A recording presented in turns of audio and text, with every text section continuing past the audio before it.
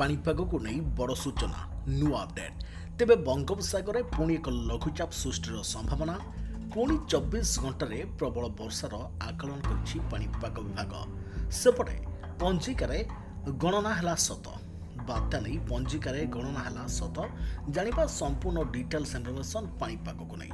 ତା ପୂର୍ବରୁ ଭିଡ଼ିଓକୁ ଲାଇକ୍ କରନ୍ତୁ, ଯଦି ପାରୁଛନ୍ତି ଆପଣଙ୍କର ସାଙ୍ଗସାଥୀମାନଙ୍କୁ ଭିଡ଼ିଓଟିକୁ ସେୟାର କରିନିଅନ୍ତୁ। ଯଦି ଫ୍ରେଣ୍ଡସ୍ ଆପଣମାନେ ଆମର ଏହି ଚ୍ୟାନେଲରେ ନୂଆ ହିଁ ଭିଡ଼ିଓ ଦେଖୁଛନ୍ତି, ପୂର୍ବରୁ କେବେ ବି ସବସ୍କ୍ରାଇବ୍ କରିନାହାନ୍ତି, ତେବେ ନିହାତି ଚ୍ୟାନେଲକୁ ସବସ୍କ୍ରାଇବ୍ କରିବା ସହିତ ପାଖରେ ଆସୁଥିବା ବେଲ୍ ଆଇକନ୍କୁ ବଜାୟ ରଖିଥାନ୍ତୁ। ତେବେ ଆସନ୍ତାକାଲିଠାରୁ ପୁଣି ରାଜ୍ୟରେ ବର୍ଷା। ପୂର୍ବ କେନ୍ଦ୍ରୀୟ ବଙ୍ଗୋପସାଗରରେ 24 ଘଣ୍ଟାରେ ଲଘୁଚାପର ସୃଷ୍ଟିର ସମ୍ଭାବନା। ଦକ୍ଷିଣ ମିଆଁମାର ଉପକୂଳ ଏବଂ ସଂଲଗ୍ନ ଉତ୍ତର ଆଣ୍ଡାମାନ ସାଗର ଉପରେ ଏକ ଘୂର୍ଣ୍ଣିବଳୟ ସୃଷ୍ଟି ହୋଇଛି। ଏହାର ପ୍ରଭାବରେ ଆଜିଠାରୁ ରାଜ୍ୟରେ ବର୍ଷା ହେବାର ସମ୍ଭବ ହୋଇଛି।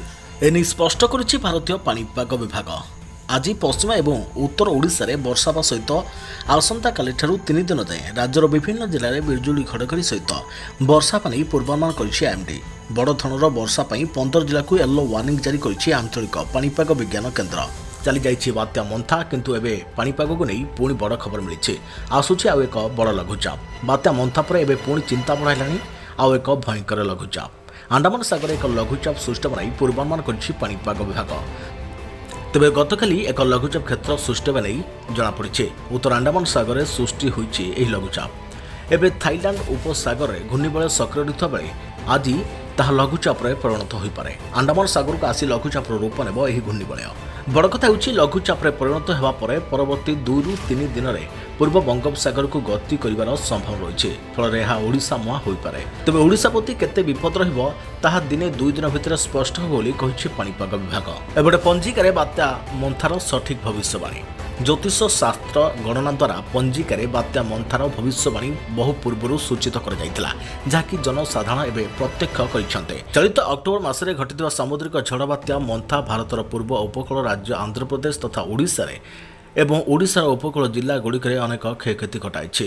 ଆଧୁନିକ ଜ୍ଞାନକୌଶଳ ମାଧ୍ୟମରେ ମନ୍ଥା ଭଳି ପ୍ରାକୃତିକ ବିପର୍ଯ୍ୟୟ ସମ୍ବନ୍ଧରେ କିଛି ଦିନ ପୂର୍ବରୁ ଜଣାପଡ଼ିଥିଲା, ଯାହାକି ଧନ ଜୀବନ କ୍ଷୟକ୍ଷତି କମ୍ କରାଇବାରେ ନିଶ୍ଚିତ ସାହାଯ୍ୟ କରିଥିଲା। କିନ୍ତୁ ଏସବୁ ଜ୍ଞାନକୌଶଳ କେବଳ 10ରୁ 12 ଦିନ ପୂର୍ବରୁ ସୂଚନା ଦେଇପାରୁଛନ୍ତି।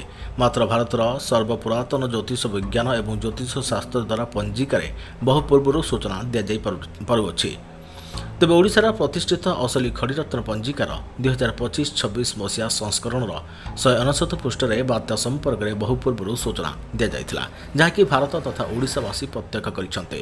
ବର୍ଣ୍ଣିତ ବାତ୍ୟା ସମ୍ପର୍କରେ ଅସଲି ଖଡ଼ିରତ୍ନ ପଞ୍ଜିକାର ଗଣନାକାର ଦେବଦର୍ଶୀ ଖଡ଼ିରତ୍ନ କୁହନ୍ତି, 1999 ମସିହା ମହାବାତ୍ୟା ବାତ୍ୟା ଫନି, ଫାଇଲିନ୍, ହୁଡ଼ହୁଡ଼, ପେଥାଇ, ତିତିଲି ଏବଂ ଦାନା ଆଦି ବାତ୍ୟା ସମ୍ପର୍କରେ ମଧ୍ୟ ଉକ୍ତ ପଞ୍ଜିକାରେ ସ୍ପଷ୍ଟ ସୂଚନା ଦିଆଯାଇଥିଲା।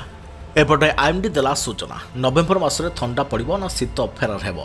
ଉତ୍ତର, ପଶ୍ଚିମ, ମଧ୍ୟ ଏବଂ ପଶ୍ଚିମ ଭାରତ ସମେତ ଦେଶର ବିଭିନ୍ନ ସ୍ଥାନରେ ନଭେମ୍ବର ମାସରେ ସର୍ବାଧିକ ତାପମାତ୍ରା ସ୍ୱାଭାବିକଠାରୁ କମ୍ ରହିବ ବୋଲି ଭାରତୀୟ ପାଣିପାଗ ବିଭାଗ ଆଇଏମ୍ଡି କହିଛି।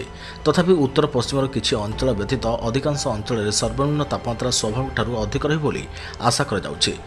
ଆଇଏମ୍ଡି ପୂର୍ବାନୁମାନ କରିଛି ଯେ ନଭେମ୍ବରରେ ଦେଶର ଅଧିକାଂଶ ସ୍ଥାନରେ ସର୍ବାଧିକ ତାପମାତ୍ରା ସ୍ୱାଭାବିକଠାରୁ କମ୍ ରହିବ, କିନ୍ତୁ ପଶ୍ଚିମ ହିମାଳୟ ଅଞ୍ଚଳ, ହିମାଳୟର ପାଦଦେଶ, ଉତ୍ତର ପୂର୍ବ ଭାରତର ଅଧିକାଂଶ ଅଂଶ ଏବଂ ଦକ୍ଷିଣ ଉପଦ୍ୱୀପର କିଛି ଅଂଶରେ ଏହା ସ୍ୱାଭାବିକଠାରୁ ଅଧିକ ରହିବ।